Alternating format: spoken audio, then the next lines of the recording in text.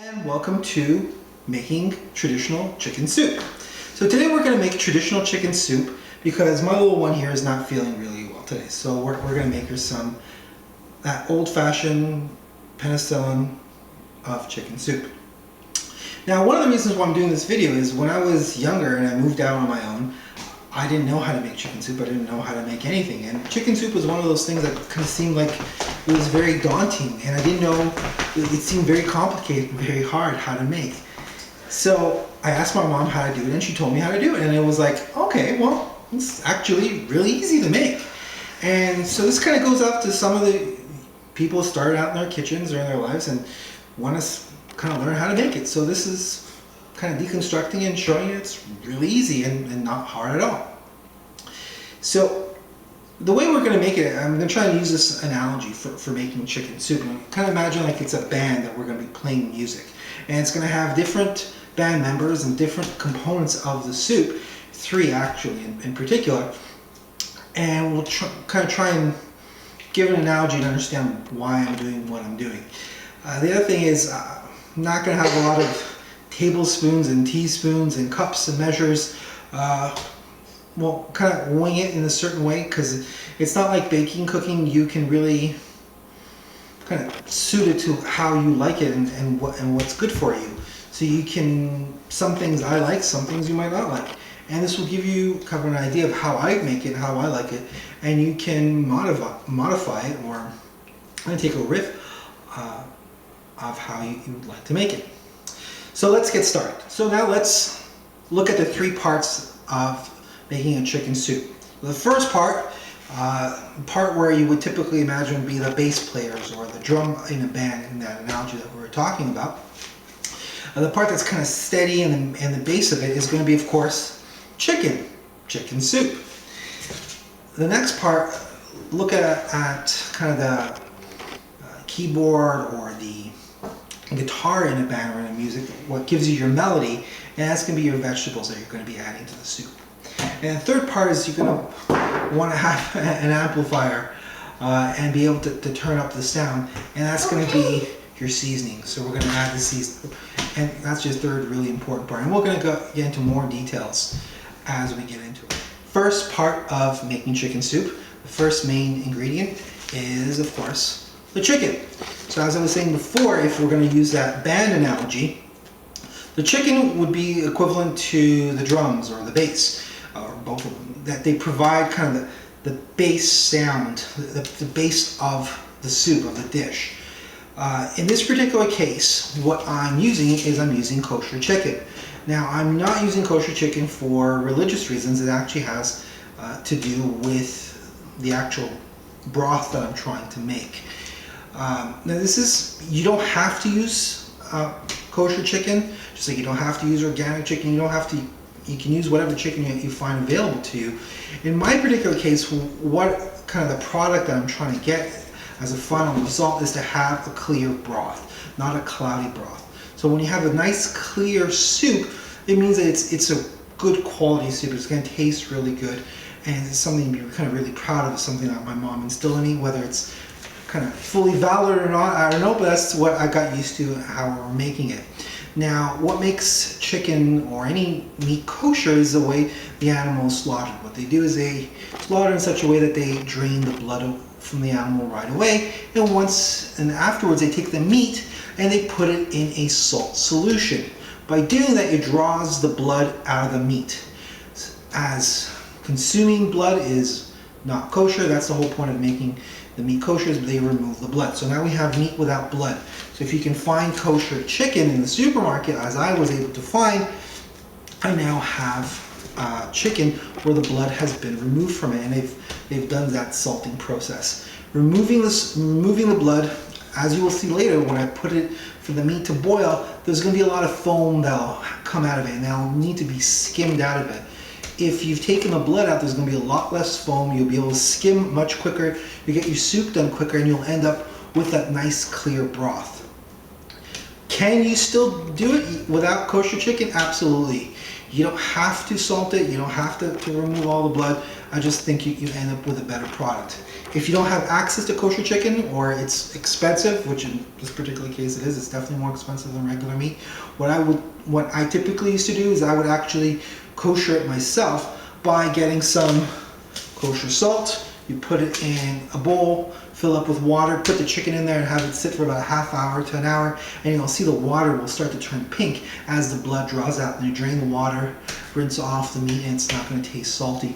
And then it does the same thing. But if you're in a hurry, as my little one is sick today and I just want to get the soup done for as quickly as possible, kosher and done. Okay, so that's what I bought. So what kind of chicken do you buy in terms of like what pieces of chicken? I feel there's no such thing as putting too much chicken. I've never heard of somebody saying, oh, this soup tastes too chickeny. I usually get a whole chicken and I get it chopped up. In this particular case, it's been quartered, so I have all the pieces in it. And I'm able to put all the pieces, or as many of the pieces that I want. A cheaper option, which I've seen and works very, very well, is a lot of stores they'll just sell the chicken neck and the bones. It's the main carcass of the chicken. A lot of the flavor is in the bones, and you can use it and it'll taste very good. And you can put a piece, get a piece of dark meat and put it in there and get you all the flavor that you want. My mom always said, and again, I kind of agree with her, it's nice to have a piece of chicken breast in there as well. It kind of gives an extra kind of complexity to the flavor. To solve the problem and to make it easier and quick, I get a chicken that's chopped up in pieces as a whole. It's also cheaper to buy a whole chicken. If you can't find chopped up yourself, you can cut it, quarter it yourself with some good chicken shears, and it's just as good. What I'm going to do next is we are going to prepare the chicken for the water. Okay, so let's do that. Okay, so now we're ready to get our chicken ready for the soup. Now you see my particular chicken has already been cut up and quartered. It's got all the bones and everything in it. What it does have is the skin, and the skin is where all the fat is. So what I do is I like to take off the skin. You want to get yourself a nice sharp knife. Now the thing is, you can leave the skin in. A lot of people say, hey, fat is flavor, getting rid of all the flavor. That's true, but that's a lot of fat that's going to go into this soup, which you don't really want. Some people, that what they don't want to do is they don't want to go through this effort. So what they do is they make the soup, and when they make the soup, all the fat goes in the soup, and the fat goes up top, and there's a nice thick layer of fat that comes on top of the soup. What they do after they finish, they put the soup in the fridge. When the soup cools, all that fat becomes nice and hard, and they're able to just literally skim it and take it all off. You can do that, that's fine. I don't really like doing that. I rather kind of do the effort and not get the fat in there to begin with. I don't go kind of crazy. As you can see here, I'm just going to trim parts of, I leave some of the fat in it. You definitely want some of the fat. You don't want to trim it all off. And there's quite a bit here, like in the dark meat. In the white meat, there's not going to be nearly as much. It's going to be real easy to take off. So here's some white meat. And I'm going to get rid of the fat.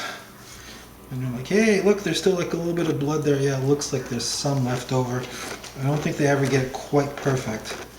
But we do our best. See, it's got all the bones, all the rib cage. This is where a lot of the flavor comes in there. And then here's drumsticks. You can work out a lot of the meat.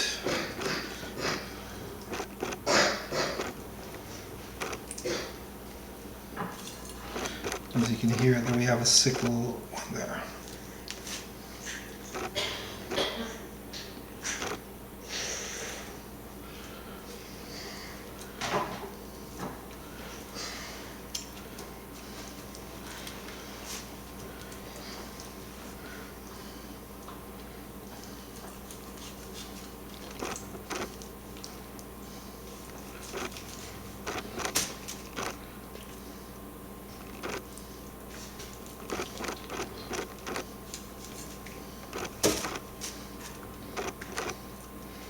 Chicken wings, a lot of fat. This is your choice or not whether you want to put them in. These are really, there's no point stripping these down, because if you're stripping these down, well, it's not going to be much left in there. Alright, well, I'm going to get the rest of this chicken ready, and then we're going to get ready to put it in the water and start our soup. Okay, so I have my pot on the stove, and I set it to about medium high, because I want the water to boil. So, I put in about cold water about 2/3 of the way. You want to leave room, because as you put the chicken and the vegetables in, the water is going to come up. Okay, so now we're just going to put the chicken in. So I've cleaned all the piece of chicken I'm going to put in there. Here's the breast and the bones. In this particular case, I've actually stripped off the breast off of this and just left just the carcass where the bones, which are really good there. And now we're just going to throw in some of the dark meat. And I'm not putting in the wings, as I said, because that's just going to make it just too fatty there. And I have a leftover chicken breast for nuggets or schnitzels or whatever you'd like to make. You can grill that up as well. So now that's going to start to boil. And we want to keep an eye on that, because what's going to happen soon is it's impurities in the chicken and whatever leftovers of blood it's in there is going to start to boil out. It's going to create a foam on top of the surface there. And what we're going to do is we're going to skim the soup, and I'll show you how to do that. It's really easy. It's straightforward. Okie doke. Hello everyone, and you can see that the soup is starting to have this nice yucky foam that we want out of our soup. So as you can see, what I'm taking is a nice flat spoon, and then you lay it flat across the top layer of the soup, and you try and pick up this foamy stuff. This is the stuff you don't want in your soup. This is what's going to make your soup cloudy. So this is kind of the bad part of the soup that you just don't want. And we're just going to work our way to skim that off.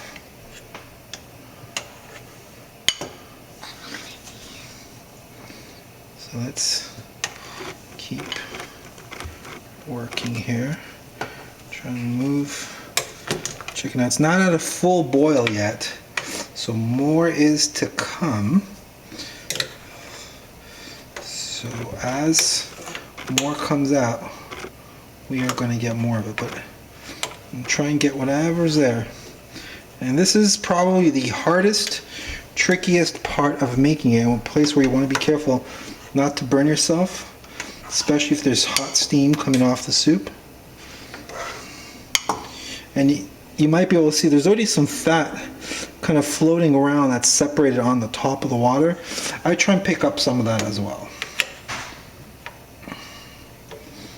You know, you want to leave, obviously you want to leave some of it in for the flavor, but any excess I'm going to try and take off along with the skimming yucky portions of it. Okay, well, I'm going to let this keep boiling. I'm just checking to make sure nothing got stuck at the bottom and it was burning. That happened to me once. That piece of the chicken was somehow got stuck at the bottom. It shouldn't happen, but it did. And it burnt, and it just ruined the taste of the chicken. The whole chicken tasted like burnt meat. So it's just being careful. And this is what this looks like. Ooh. Let me see if I can show you what the skim looks like. Not a pretty sight. Okay, and that's just gonna go into the garbage. Okay, and you can see we've got a nice boil, rolling boil, and that should hopefully bring up more of the skin.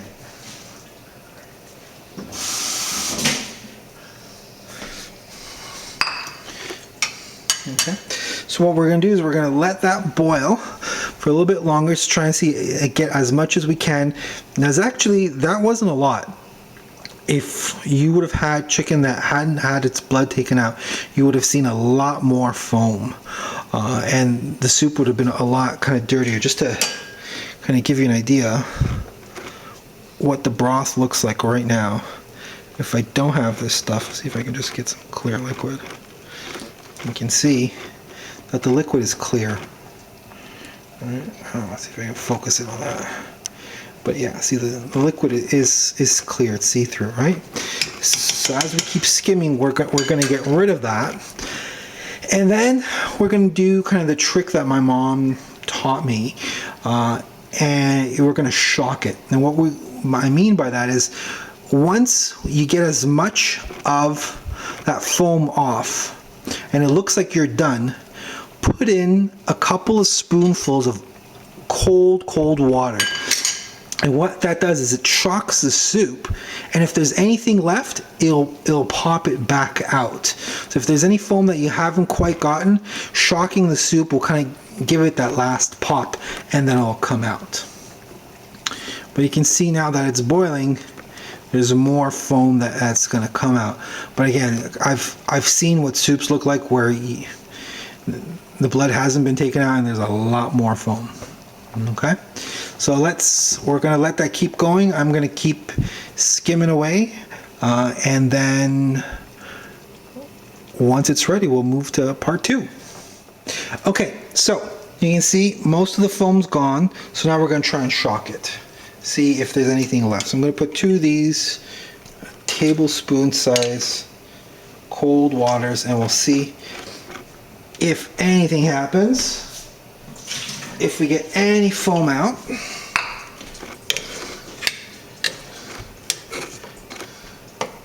you can see there's not. I'm going to clear off the last of it.